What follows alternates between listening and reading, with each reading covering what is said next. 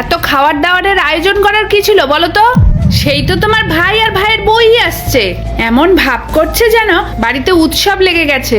মা, ওরা এতটা পথ জার্নি করে আসবে, ওদের তো খিদে পেয়ে যাবে, সেই জন্যই এই সামান্য কিছু আয়োজন করলাম। কেন, ওরা কি বাড়ি থেকে কিছু খেয়ে আসবে না?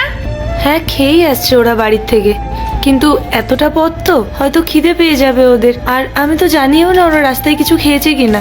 তুমি তো শুধু চা বিস্কুট খাওয়াতে পারতে, এসবের কিছু প্রয়োজন ছিল না। মা, আমার বিয়ের পর ওরা প্রথমবার এই বাড়িতে আসছে, আর আমি যদি ওদেরকে শুধুমাত্র চা আর বিস্কিট খাইয়ে পাঠাই তাহলে ওরা কি ভাববে বলুন তো?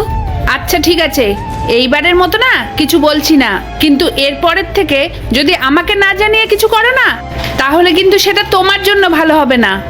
ঠিক আছে মা। মনে হয় ওরা চলে এসেছে। এই দুইটা ছবির ভেতর থেকে যেখানে একটা ছবিকে ভালোবেসে থাকলে ভিডিওটিতে লাইক করে চ্যানেলটিকে সাবস্ক্রাইব করে দাও। আর যদি না করো তাহলে আমি বুঝবো তোমরা ছবি দুটাকে ভালোই বাসো না। আর কমেন্টে লিখে যাও আমিন। তোরা এতটা পথ জার্নি করে এলি, রাস্তায় কোনো রকম সমস্যা হয়নি তো? না না দিদি, আমাদের কোনো সমস্যা হয়নি। এই তো জামাইবাবু এসে গেছে। আরে এটা কখন আসলো? এই তো কিছুক্ষণ আগে। বসো। তারপর শালাবাবু বলো, কি খবর? জিয়া কেমন আছো? ভালো আছো তো? ভালো আছি।